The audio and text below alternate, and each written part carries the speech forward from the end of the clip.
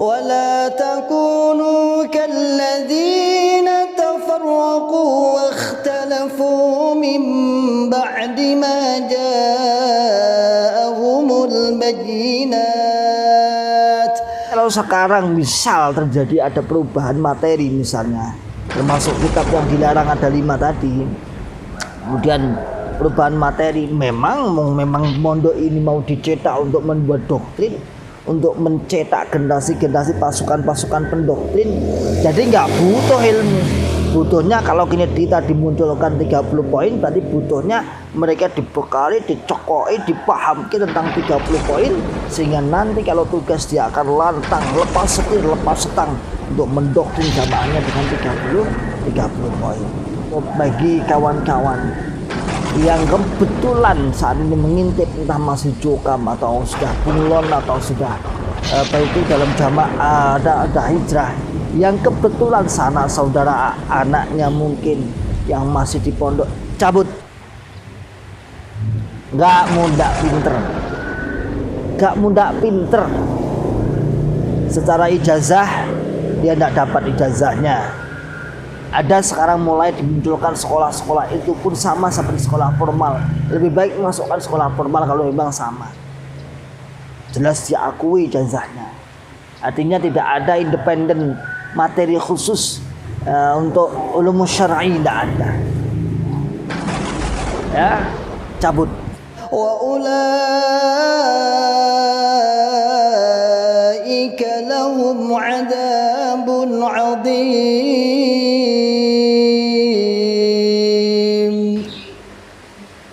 Bismillahirrahmanirrahim.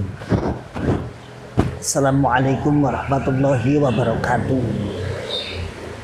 Alhamdulillahirabbil alamin. Wassalatu wassalamu ala asrofil anbiya'i wal mursalin, habibina wa maulana Muhammadin wa ala alihi wa ashabihi wa man tabi'ahum bi ihsanin ila yaumiddin wa ba'd. Ma'asyiral muslimin, hafizakumullahu ta'ala.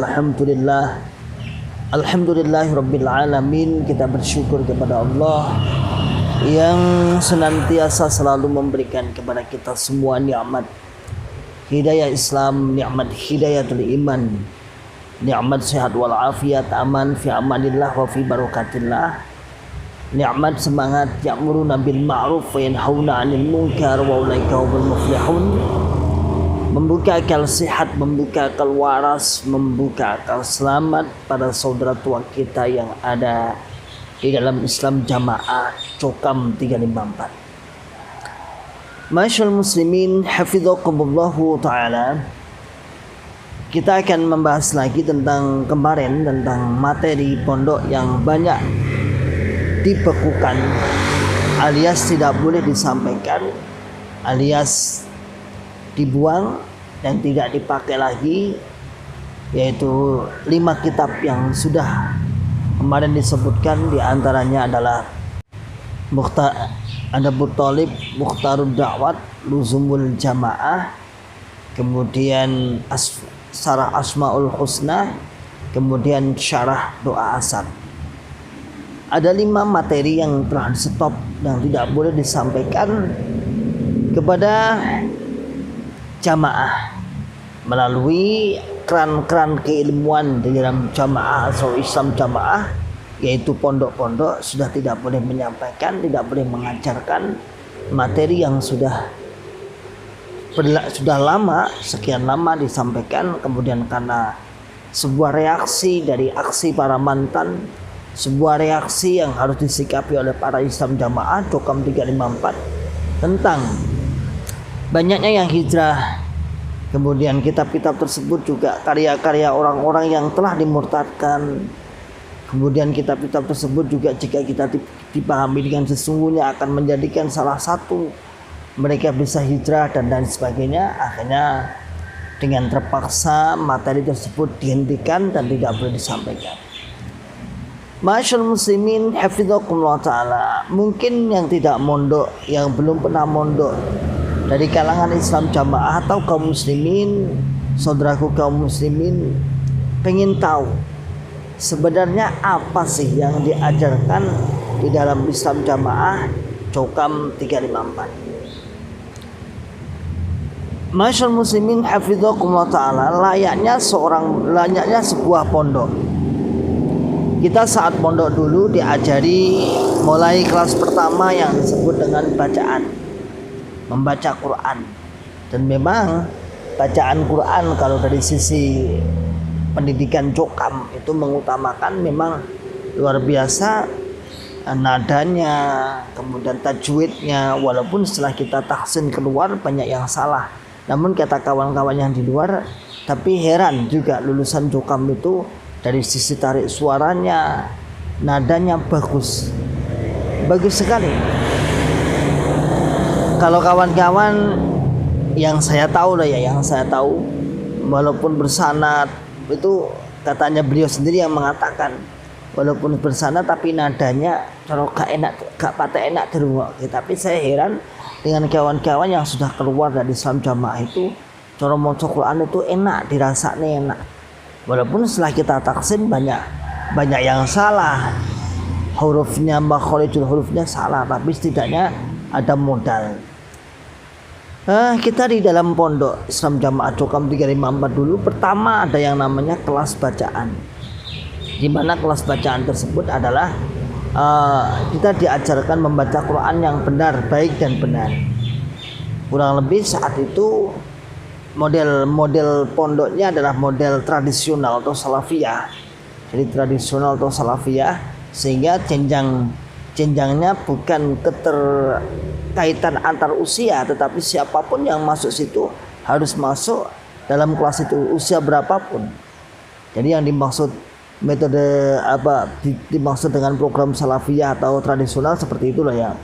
Jadi bukan kok samban katanya Cokam enggak anti salafi kok menyebut pondoknya salafiyah, maksudnya bukan seperti itu. Maksudnya di dalam pengelolaan pondok itu ada dua, yang pertama adalah salafiyah atau tradisional, yang kedua adalah modern ya. Kalau yang modern itu biasanya berjenjang itu masuk harus dengan usia sekian, kalau tidak usia sekian tidak bisa masuk. Biasanya sudah ada madrasahnya, ada sekolahnya. Tapi kalau metode salafiyah atau tradisional itu siapapun bisa masuk, usia berapapun, sehingga tak heran ketika ngaji dulu saat bacaan di pondok, saya usianya 17 tahun, teman saya usianya 30 tahun, 20 tahun, bahkan ada yang 35 tahun ada, karena metode yang dipakai adalah metode tradisional atau salafiyah tadi. Ya kurang lebih kalau kita di pondok dulu kurang lebih 2 minggu, per 2 minggu akan meluluskan, per 2 minggu. Artinya gini, kalau tidak 2 minggu tidak lulus maka tambah lagi, maka takhiran ada yang sampai 6 bulan. Bahkan teman saya ada sampai setahun. Saya belum mondok ke situ, beliau sudah masuk bacaan Al-Quran. Saya baru mondok, dia lulus tak balap. Karena saat itu saya hanya menempuh 2 minggu saja, sekitar 2 minggu. 2 minggu saya selesai langsung diluluskan, mendapat bahasanya sertifikat atau ijazah. Lalu naik pegon, walaupun itu sekarang loh ya. Kalau dulu pegon dulu. Kalau setelah Mas Syekh ini kayaknya pengajiannya dirubah, bacaan dulu. Kalau dulu pegon dulu ya, pegon. Apa pegon? Pegon adalah kita diajari tentang menulis. Arab pegon, bukan khot, bukan menulis khot, bukan menulis tentang khot, bukan, tapi hanya menulis bagaimana benarnya pegon. Itu pun pegon kalau kita pahami, pegonnya juga pegon yang sudah mengadopsi dari kawan-kawan para ulama-ulama kiai-kiai Nahdliyin sepuh dulu, yang kemudian diadopsi, yang juga banyak ditambahi. Ternyata pegon juga ada agak berbeda dengan pegon orang luar selain Cokam maksudnya. Sehingga kalau jenengan misalnya buka di Quran bacaan, kan ada itu yang terbitan Kementerian Agama itu kan ada pegon, itu ada perbedaan. Contoh misalnya Karanganyar itu kalau tulisannya di Cokam K R A ro alif kemudian nun kemudian ya titik 3 Karanganyar. kaf, alif, ra, kemudian ghain, kemudian Karanganyar, nun ya titik 3, Karanganyar. Kalau dalam penulisan pegon yang sudah di kalangan ma'ruf selain Cukam menjadi Karanganjar, bacaannya Karanganyar. Itu saya saat di mana, di Majma' Lughah, ya saya di Majma' Lughah, di sebuah tempat belajar bahasa Arab. Saat saya masuk situ, loh kok beda ya, dari Karanganjar, Lamonjan, Lamongan dari Lamonjan, Lamunjan. Ya, kita diajari pegon di situ. Apa fungsinya pegon? Adalah untuk memberikan arti-arti di mufrodat, dalam bahasanya mufrodat. Jadi kita masih menggunakan metode mufrodat. Nah ini sebenarnya ini mengadopsi teman-teman di Nahdliyin, teman-teman NU yang dulu pencetusnya yaitu yang misalnya Bapak Haji Nur Hasan saat mondok di NU, beliau juga tahu seluk-beluk cara ngajinya seperti itu dipakai dalam Jokam.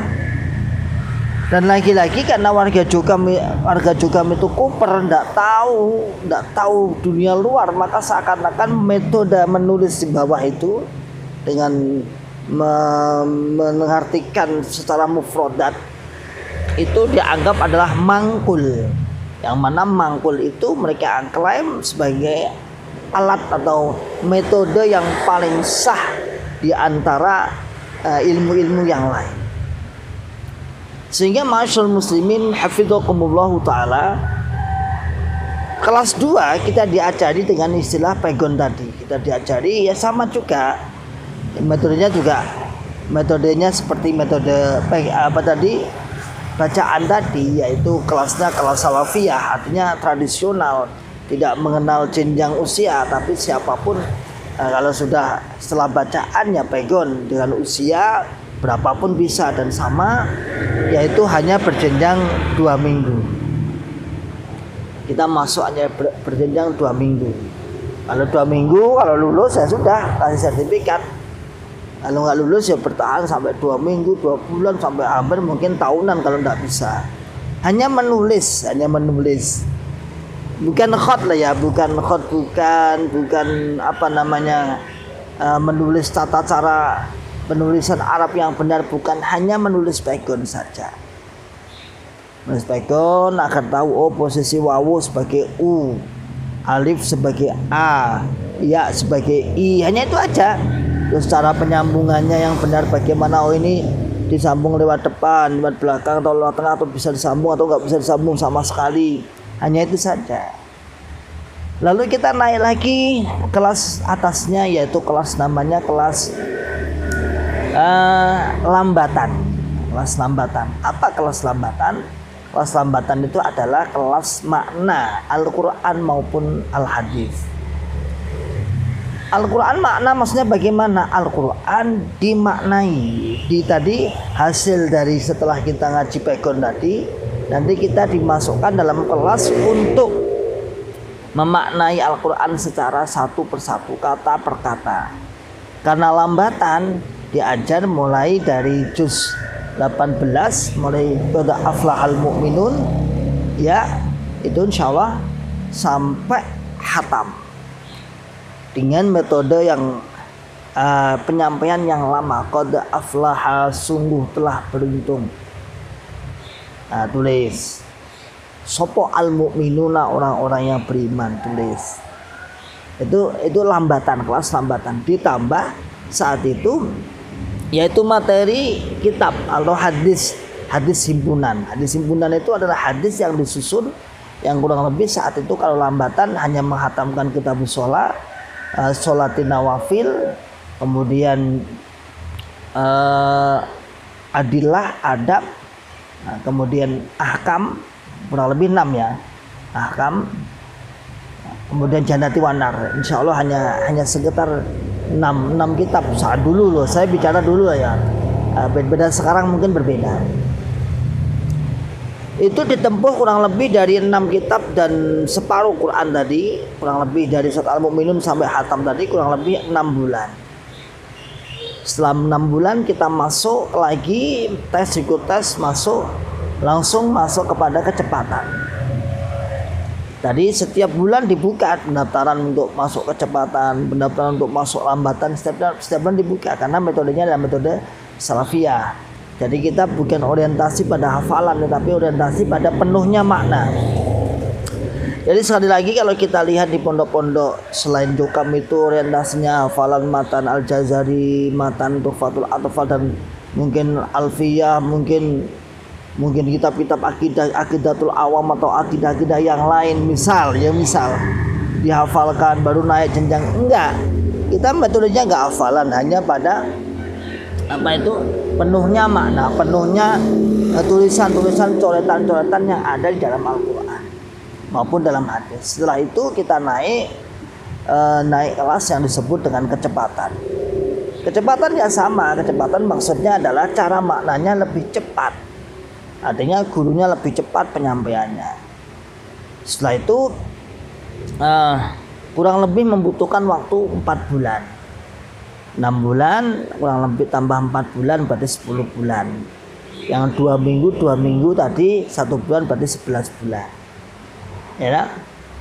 Lalu setelah kecepatan itu dimulai dari surat Al-Fatihah sampai bertemu dengan surat tadi Al-Mu'minun tadi. Dan kitabnya yang kitab-kitab hadis yang himpunan yang belum semacam kitab-kitab Imarah, kemudian kitab-kitab Janais, kitab-kitab yang agak kelas tinggi, agak sulit, dan disampaikan di situ diselesaikan. Sudah selesai sampai hatam Qurannya otomatis dengan makna tadi yang disebut dengan kita mangkulan tadi. Lalu daftar lagi di kelas ini mulai kelas pengetesan yang disebut dengan kelas saringan. Apa kelas saringan? Kelas saringan adalah kelas untuk permulaan masuk tes. Kelas saringan adalah permulaan masuk tes. Disaring. Biasanya per pondok itu ada kelas saringan. Dan di situ ditambahi materi-materi tambahan semacam faraid lah. Semacam tergantung nanti gurunya punya materi tambahan apa. Kadang qiraah. Kadang kalau saya dulu itu ada Pak Dani ya, itu menambahi materinya syairan apa nazom itu. Ya pakai tergantung guru, mut-mutan lah gurunya, kalau mutnya bagaimana ya monggo lah. Nah kebetulan saya dulu kan menurutnya di Kediri. Kemudian setelah disaringan nanti dinyatakan lulus. Saringan itu 1 bulan, wajib 1 bulan. Nanti sama yang lulus ya akan naik ke kelas selanjutnya, yang nggak lulus akan tertahan di saringan itu. Nah, ternyata dinyatakan lulus. Alhamdulillah saya itu cepat terus ya. Bahkan saya untuk kelambatan kecepatan itu nggak sampai 4 bulan, saya hanya 2 minggu. Karena sebenarnya saya dari rumah udah hatam semua.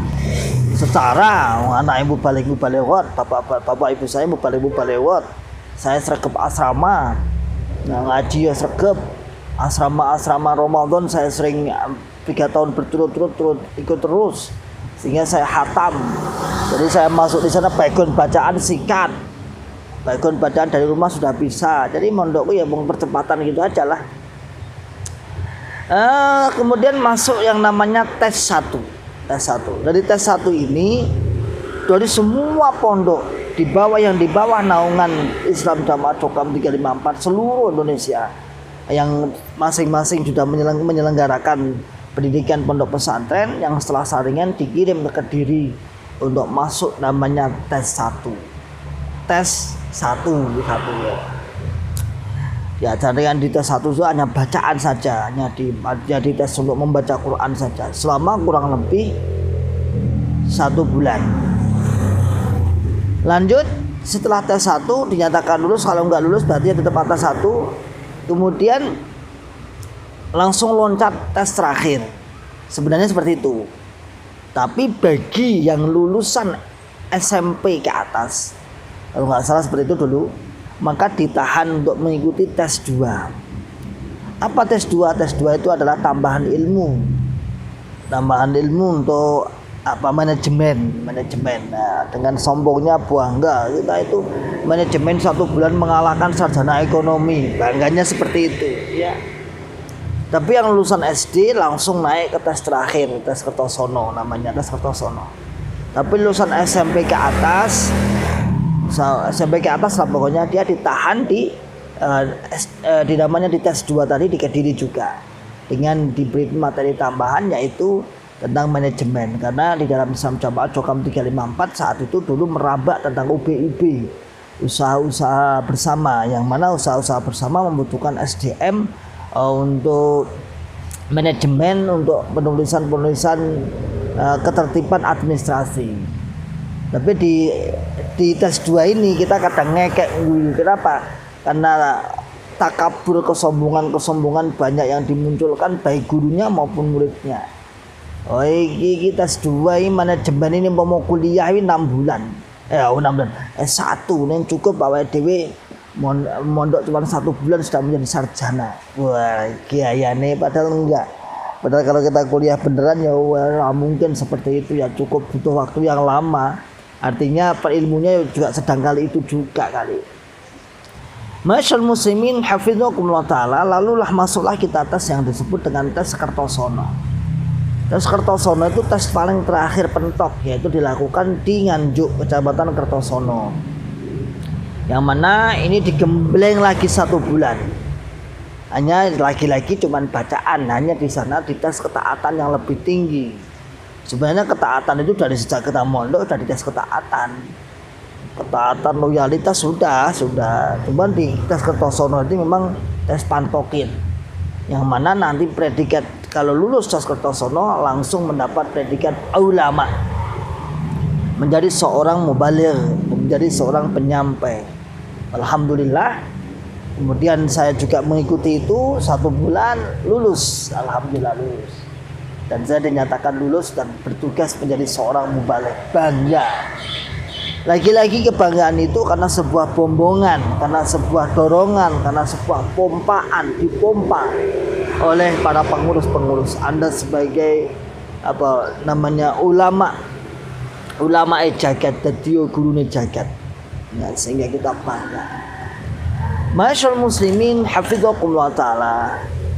Jadi kalau kita menelisik tentang program metode dakwah atau metode pengajaran di dalam pondok pesantren Jokam ini memang sangat minim. Kita tidak diajarkan ilmu alat. Hanya kalau alat nanti biasanya di saringan tadi. Nahwu sorob biasanya ada di saringan itu pun mut-mutan. Ada mut-mutan kalau ada gurunya, kalau enggak ya enggak. Kalau pas waktu itu yang megang kelasnya bisa nahwu sorob ya ditambahin nahwu sorob, kalau tidak ya tidak. Hanya mut-mutan aja. Itu apalagi bicara tentang ulumul tafsir, apalagi dengan ulumul Quran, ulumul hadis, ilmu-ilmu yang lain nyaris tidak akan ditemukan. Hafalan Quran pun ketika dulu saya mondok, entah sekarang wallahu alam, itu hanya sekedar wadduha ke sana. Itu harus dihafalkan wadduha sampai Anas. Tapi kayaknya sekarang meningkat lah, paling tidak ya Al-Ghasyiyah ya. Kemudian hafalan hadis itu yang ada ya hanya 5 bab. Program 5 bab, program bab tali keimanan, 6 tabiat luhur, itu aja. Sukses dalam generus itu aja. Jadi nyaris kita hanya disuruh menghafalkan itu sebagai persyaratan dari jenjang satu ke jenjang yang lain. Jadi kalau sekarang misal terjadi ada perubahan materi misalnya, termasuk kitab yang dilarang ada 5 tadi, kemudian perubahan materi, memang mondok ini mau dicetak untuk membuat doktrin, untuk mencetak generasi-generasi pasukan-pasukan pendoktrin. Jadi nggak butuh ilmu. Butuhnya kalau kini kita dimunculkan 30 poin, berarti butuhnya mereka dibekali, dicokoi, dipahamkan tentang 30 poin, sehingga nanti kalau tugas dia akan lantang, lepas setir, lepas setang untuk mendoktrin jamaahnya dengan 30 poin. Maka saudaraku semua, kita close ya, kita tutup bagi kawan-kawan yang kebetulan saat ini mengintip entah masih Jokam atau sudah bunglon atau sudah apa itu dalam jamaah ada hijrah yang kebetulan sanak saudara anaknya mungkin yang masih di pondok, cabut. Nggak muda pinter secara ijazah dia tidak dapat ijazahnya. Ada sekarang mulai dimunculkan sekolah-sekolah itu pun sama seperti sekolah formal, lebih baik masukkan sekolah formal kalau memang sama, jelas diakui ijazahnya. Artinya tidak ada independen materi khusus untuk ulum syar'i, tidak ada. Ya, cabut. Oke, insya Allah demikian. Itulah saya bercerita tentang hiruk pikuk kita mengambil ilmu saat ini. Makanya dulu saat saya keluar dari pondok, masa saya cari tugas itu saya haus, karena saya memang dari kecil senengannya ngaji. Saya ambil kutub musta, ada jenjang kutub musta lagi di atasnya. Cuma itu ya itu pun hanya setahun, program setahun paling lama, 2 tahun lah paling lama. Setahun paling lama, 2 tahun gak pada payung. Terus saya saat itu belajar ya, kebetulan qadarullah ya, namanya orang senang belajar di Bendung pun ya tetap senang belajar. Ada daurah-daurah sembunyi-sembunyi, sudah punya kitabnya, beli kitab ya, sembunyi-sembunyi ngaji. Karena menurut saya, kalau saya sebagai mubalik daerah saat itu yang terus hampir tiap bulan saya harus mengajar jamaah dengan ribuan jamaah, dengan hanya berpatok pada mangkulan itu aja tanpa pengembangan, ya ibarat kata ya aku ya kurang oke, kok bedane ning seropo, mungkin ya lebih pinter ternyata. Nah, semangat itulah yang kemudian Allah mengantarkan kita semua akhirnya bisa mendapatkan ilmu yang barokah, yang benar-benar dan terlepas dari syubhat. Oke, jazakumullah khairan katsiran. Salam akal sehat, salam akal waras, dan salam akal selamat. Wa akhiru da'wana alhamdulillahirabbil alamin. Wassalamualaikum warahmatullahi wabarakatuh. ولا تكونوا كالذين تفرقوا واختلفوا من بعد ما جاءهم البينات